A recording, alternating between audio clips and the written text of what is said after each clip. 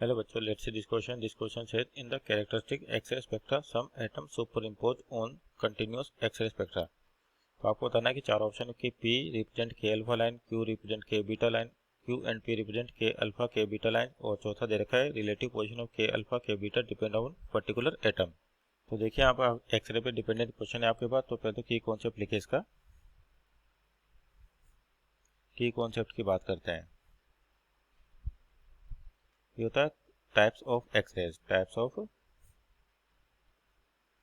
X-rays. तो देखिए आपके पास एक्सरे की बात करें कि किस किस टाइप की होती है। तो जैसे आपके पास ये जो एक्सरे जनरेशन की प्रोसेस है, ये क्या होता है, फोटो इलेक्ट्रिक इफेक्ट का रिवर्स होता है। तो यहाँ पर क्या होता है आपके पास हाई स्पीड इलेक्ट्रॉन किसी भी मेटल पे, जिसको अपन टारगेट मेटल कहते हैं, इस पर स्ट्राइक किए जाते हैं। जिससे क्या होगा कि आपके पास यहाँ से जो इलेक्ट्रॉन है एनर्जी ऑब्जर्व करके लो एनर्जी से हाई एनर्जी पे जाएगा, या फिर आपका जो इलेक्ट्रॉन है यहाँ पर इस मेटल के अंदर इलेक्ट्रॉन को स्ट्राइक करके बाहर निकाल सकता है। तो सराउंडिंग के जो एनर्जी लेवल के इलेक्ट्रॉन है वो जंप कर सकते हैं। किस तरीके से, इसको यहाँ समझे।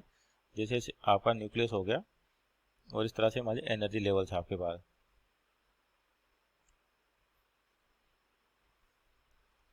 इस तरह से क्या एनर्जी लेवल्स आपके पास किसके लिए, एटॉमिक स्ट्रक्चर के लिए।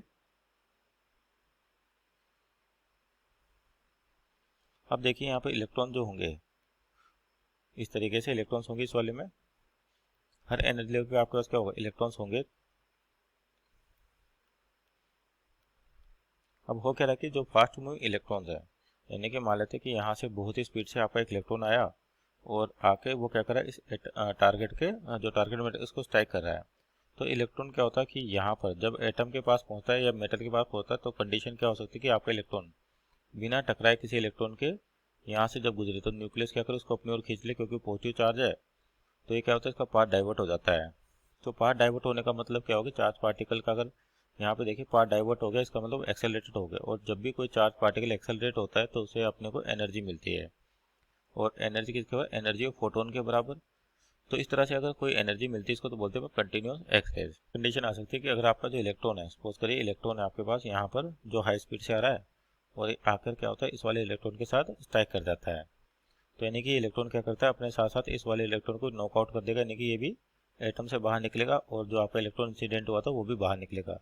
तो जैसे यहाँ पर इलेक्ट्रॉन बाहर निकला तो यहाँ पे स्पेस वैकेंट हो गया। ये होती है आपके पास के शेल, ये एल एम, इस तरीके से एन एनर्जी शेल्स होते हैं आपके पास। तो जैसे ही यहाँ पर क्या हुआ, इलेक्ट्रॉन वैकेंट हुआ, तो सराउंडिंग के जो एनर्जी लेवल्स हैं वहाँ के जो इलेक्ट्रॉन है वो क्या करेंगे, इधर आना चाहेंगे। मान लेते हैं अगर आपका एल शेल से के शेल पे इलेक्ट्रॉन आता है, तो जैसे ही इलेक्ट्रॉन हाई एनर्जी लेवल से लो एनर्जी लेवल पे जाएगा, एक फोटोन रिलीज करेगा वो, और उसकी कोई ना कोई एनर्जी होगी। किसके बराबर होगी, जितना कि एनर्जी लेवल का डिफरेंस है। हो सकता है कि आपका यहाँ सेल से, यानी कि एल सेल से के सेल पे स्ट्राइक करे, तो यहाँ से भी क्या फोटोन रिलीज होगा आपके पास विद डिफरेंट एनर्जी, और एनर्जी कितनी होगी, जो इन दोनों एनर्जी गैप के बराबर है। तो यहाँ पर जो ये एल सेल से के सेल पे आपका फोटोन आता है और उसके कोरस्पॉन्डिंग अपने को वेवलेंथ मिलेगी, तो उसको अपन बोलते हैं के अल्फा लाइन। अगर एल सेल से के शेल पे स्ट्राइक करता है, तो यानी कि जो एनर्जी लाइन होती है बीटा लाइन होती है आपके पास। ये इसलिए इसको क्या बोलते हैं, कैरेक्टरिस्टिक एक्सरेज, क्योंकि आपका नोमेनक्लेचर डिफाइन कर रखा है किसके अकॉर्डिंग, एनर्जी लेवल पे जो इलेक्ट्रॉन स्ट्राइक होता है। तो आपके पास यहाँ से कंटिन्यूस एक्सरेज का ग्राफ ये दे रखा है आपको यहाँ पर कि ये तो हो गया आपके पास कंटिन्यूस एक्सरेज, और ये जो पी और क्यू है ये होती है कैरेक्टरिस्टिक एक्सरेज। अब देखिए आपका लेमडा इधर वेवलेंथ है और इधर क्या इंटेंसिटी। तो अब देखो यहाँ पर जैसे के अल्फा की बात करते हैं,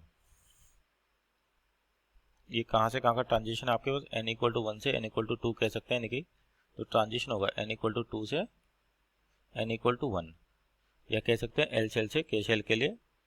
और आपका जो के बीटा ट्रांजिशन है, ये कहा n इक्वल टू 3 से n इक्वल टू 1। तो यानी कि यहाँ पर एनर्जी ज़्यादा होगी और इसके कोरस्पॉन्डिंग जो वेवलेंथ मिलती है इस फोटोन के कोरस्पॉन्डिंग, इसको बोलते हैं लेमडा बीटा, और इसको बोलते हैं लेमडा अल्फा। तो आपका क्या होगा यहाँ पर, जो देखिए लेमडा अल्फा और लेमडा बीटा, तो यहाँ पर जो वेवलेंथ है किसकी ज़्यादा होगी आपके पास, यहाँ से एनर्जी ट्रांजिशन 2 से 1 हो रहा है, यहाँ से 3 से 1 है। इसका मतलब यहाँ पे ज़्यादा एनर्जी होगी। तो इसका मतलब जो लेमडा बीटा होगा, अगर एनर्जी ज़्यादा होगी आपके पास तो वेवलेंथ क्या होती है, कम होती है। तो लेमडा बीटा की वैल्यू किससे, लेमडा अल्फा से कम होगी। तो इसके कोरस्पॉन्डिंग देखिए अपन यहाँ पर क्यू, क्यू किसको रिप्रेजेंट करेगा आपके पास, ये जो क्यू है यानी कि यहाँ पर वेवलेंथ ज़्यादा, इसका मतलब ये के अल्फा लाइन को रिप्रेजेंट करेगा। किसको रिप्रेजेंट करेगा? के अल्फा को। और पी किसको करेगा? के बीटा को, क्योंकि बीटा की जो वेवलेंथ है आपके पास वो अल्फा से कम है। तो यानी कि ऑप्शन नंबर देखें तो option number C, that is Q and P represent K alpha and K beta lines respectively. Hope you understood. Best of luck.